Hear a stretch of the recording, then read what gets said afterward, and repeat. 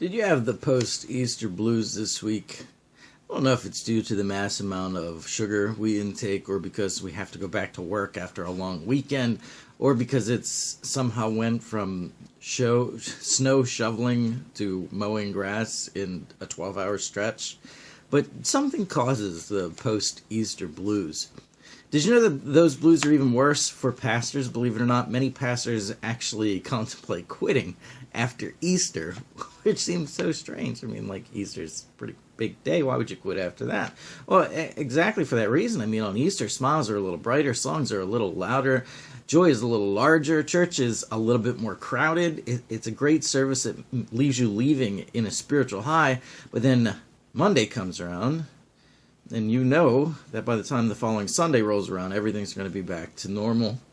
Not that normal is awful, but when it's just normal compared to Easter, that's a little depressing, isn't it? But that's okay, because believe it or not, the first Easter and what immediately followed wasn't all fireworks and joy either. Last week we celebrated Jesus rising from the dead. Scripture tells us not only did he rise from the dead, but then he made many appearances. He appeared to the women at the tomb. Well, he appeared to the woman after the tomb. He appeared to the disciples in the upper room. He appeared to a couple disciples on the road to Emmaus. And he appeared 7 other times recorded in Scripture. And we don't even know if those 7 times were the only times that he appeared, or if he appeared a bunch more times than that. I mean, he could have appeared 50 times for all we know, and they just wrote down 7 of them. Did you ever stop and wonder why he appeared to so many people so many times? I mean, if he rose from the dead, couldn't he simply appeared to, let's say, the women when they came to the tomb and let them tell everybody else? That would free up his time a little bit. I mean, 7 appearances, that's going to take a little while. Well, it doesn't take long reading through the record of these appearances to see exactly why Jesus appeared so many times. Listen to what happens immediately after an angel appears to the women at the tomb and tells them that Jesus has risen from the dead, and they run back to tell the disciples. This comes from Luke chapter 24, verse 9. And when they returned from the tomb, they reported all these things to the 11 and to all the others. It was Mary Magdalene, Joanna, Mary the mother of James, and the other women with them who told this to the apostles. But their words seemed like nonsense to them, and they did not believe the women. Now, if you're a guy, you definitely understand. Women aren't always to be trusted, right?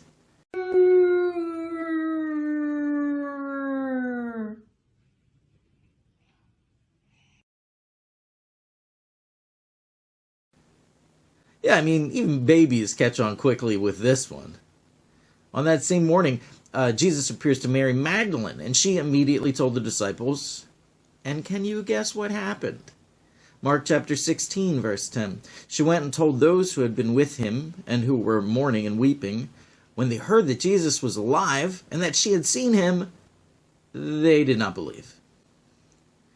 Wait, so they didn't believe that the women saw an angel and what the angel told them, but then it gets confirmed personally by Jesus himself, and they don't believe that either. Why? Because she's a woman? Need I remind you, men?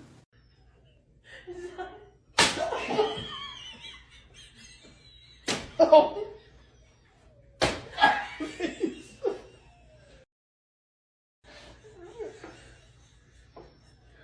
Oh.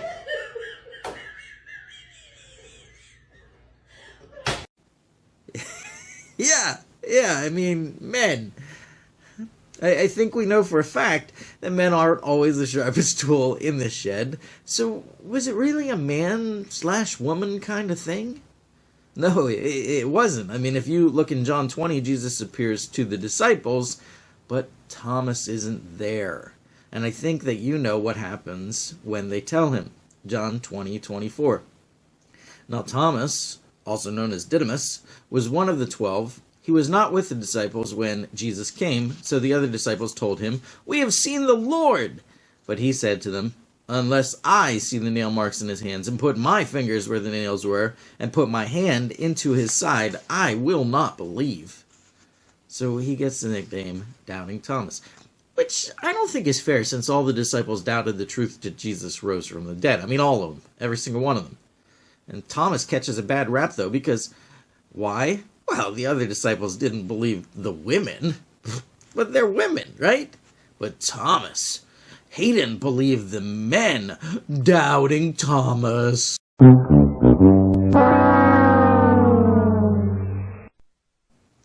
Dude, take your finger out of there. That's gross. And it wasn't just the disciples that Jesus appears to.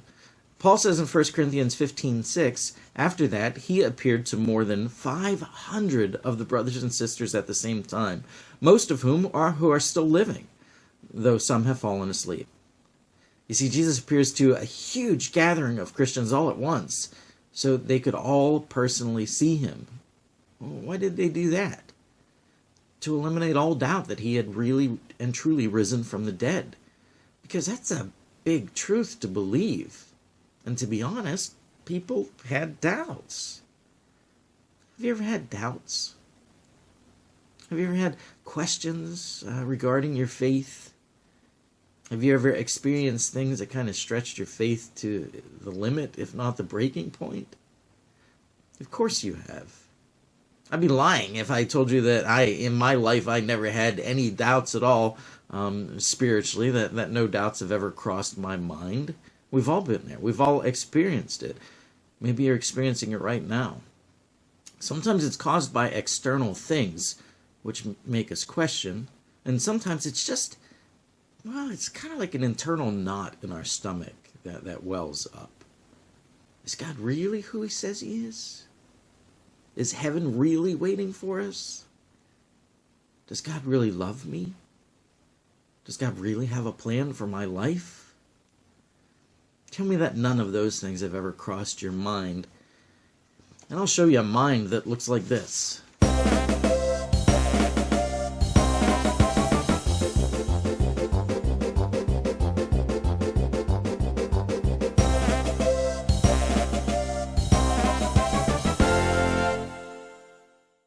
Yes, absolutely. That is the only reason, the true reason, that you might say doubt has never crept into your spiritual life. You are just that forgetful. How do I know this? Well, I know this because the men and women that were closest to Jesus, the men and women who personally watched him raise the dead, walk on water, calm the storm, feed the 5,000, these men and women had moments during which they struggled to believe. One of his very own disciples struggled to believe even after all of the other disciples told him it was true. And Jesus told Thomas in John 20:29, because you have seen me, you have believed. Blessed are those who have not seen and yet have believed. Yeah, sometimes seeing is believing. But what about during all those moments in life when we can't see? Those moments when we would love for Jesus to appear before us, but we know that's not going to happen. How do we manage to believe when belief is hard to come by? I think many times when doubt begins to creep in, we try to deal with it in our spiritual life the same way that we try to deal with everything else. The same way that you should deal with this kid.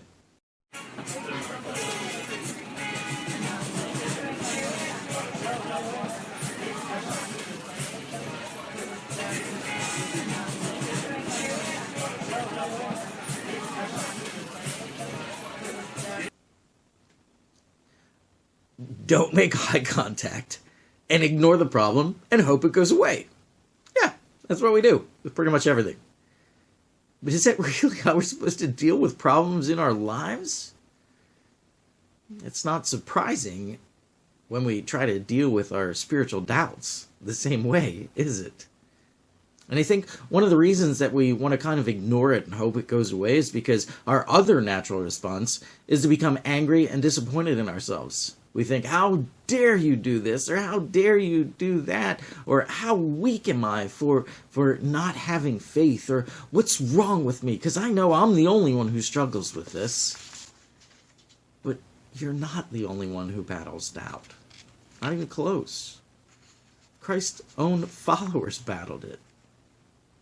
That if we're not supposed to ignore it, if we're not supposed to pretend like it doesn't exist, then what are we supposed to do with it?